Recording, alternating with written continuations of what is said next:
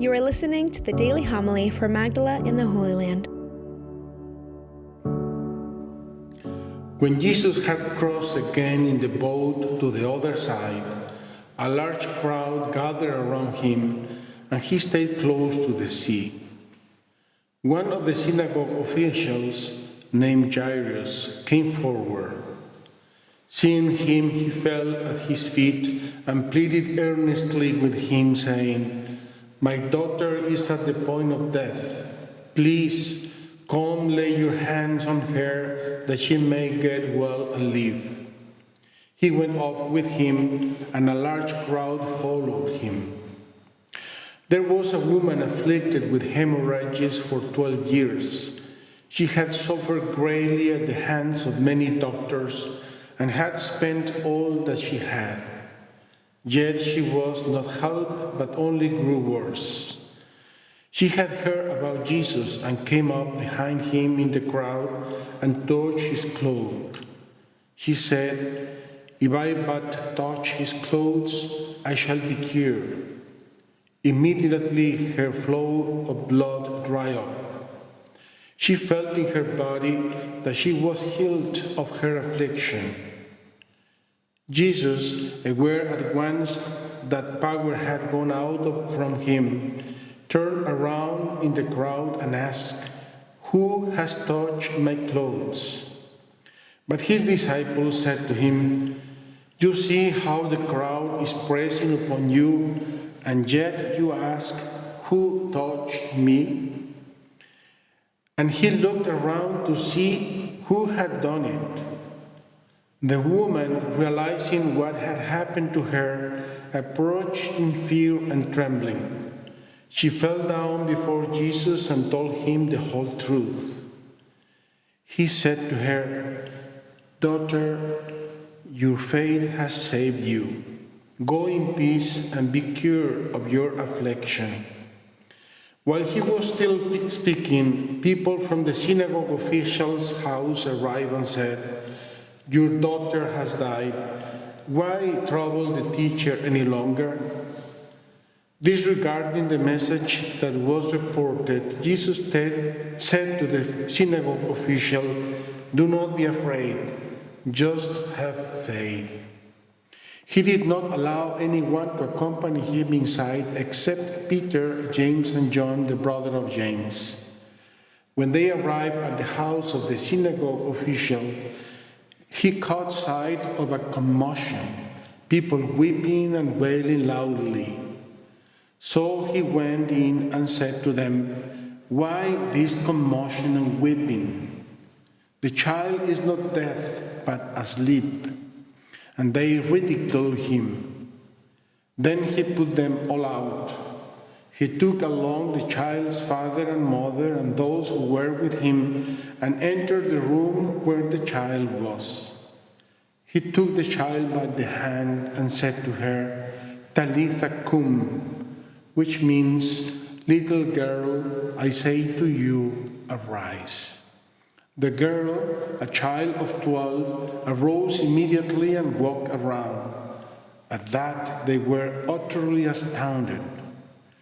He gave strict orders that no one should know this, and said that she should be given something to eat.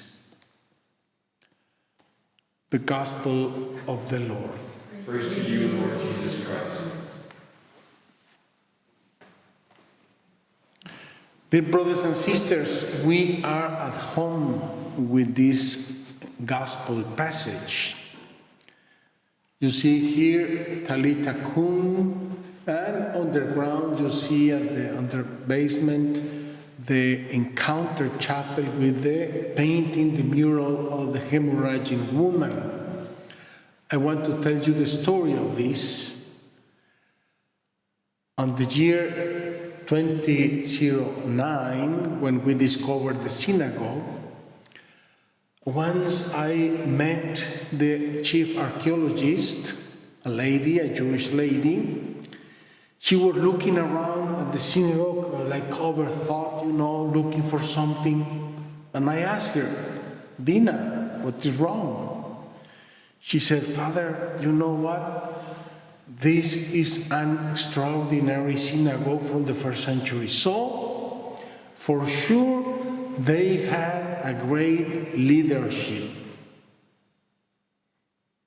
That touched my mind, and over the next few weeks I was sitting at the synagogue benches in the evening reading the Gospels.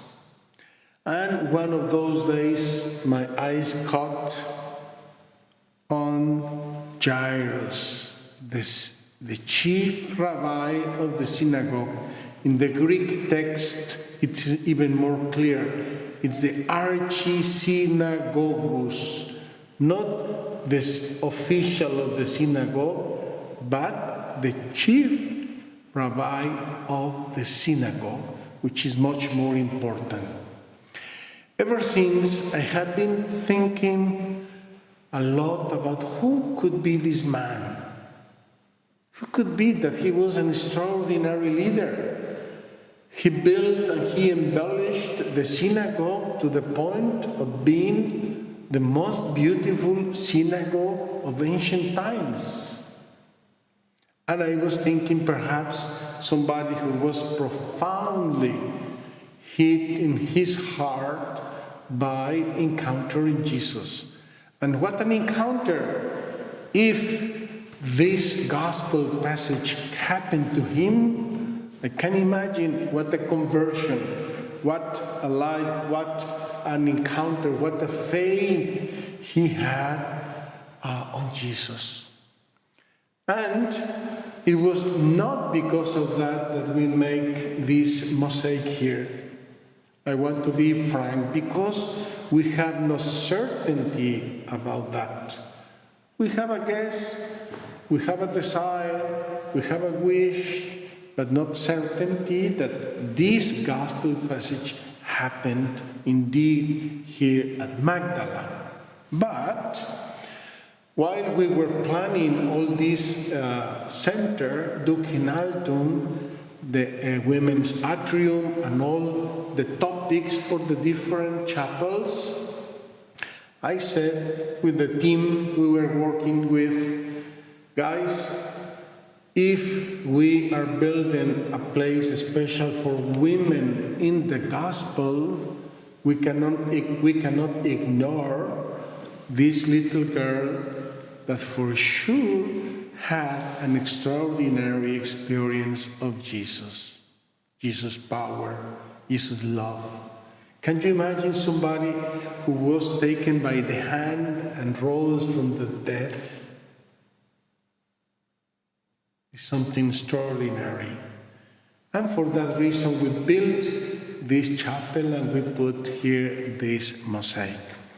So I cannot go any longer on the gospel, even though I would like to. I have so many little things that we comment. But the first reading today, it's beautiful because it's a further invitation to all of us to be people of faith.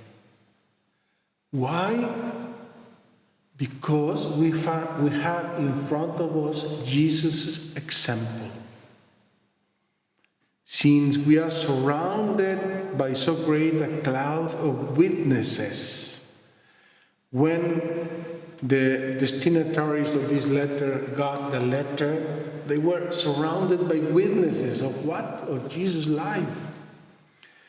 Let us rid ourselves of every burden and sin that clings to us, and persevere in running the race that lies before us while keeping our eyes fixed on Jesus. The strength of our faith comes from Jesus himself. For that, we need to keep our eyes fixed on Jesus. Not only that, the letter defines Jesus as the leader and perfecter of faith. The leader, he walks in front of us, he leads us with his example, with his love, with his suffering. We are not following an abstract idea, a little nice cloud of fog. No way. We are following Jesus Christ. For the sake of the joy that lay before him, what joy! For the sake of the joy that lay before him, Jesus endured the cross. What joy could he find on the cross? What is the joy of Jesus to go and to walk earnestly looking for his passion, despising its shame, and has taken his seat at the right of the throne of God. And the price for that was the passion. Jesus experienced joy in fulfilling his mission. What is his mission? To give his life out of love for us. Dear brothers and sisters, if we need to be people of faith, let's keep our eyes fixed on Jesus. Consider how he endured such opposition from sinners. He had a lot of fighting to be faithful to his mission. Such opposition from sinners in order that you may not grow weary and lose heart. At the end of this letter, there is a very powerful statement. In your struggle against sin, you have not yet resisted to the point of shedding blood. Brothers and sisters, we have a lot to commit ourselves with our faith, and when we will shed our blood resisting against sin, then we can say, I'm reaching a little bit from afar Jesus' example. Let us ask the good Lord Jesus to lead us. He is the leader and perfecter of faith. And let us keep our eyes fixed on him.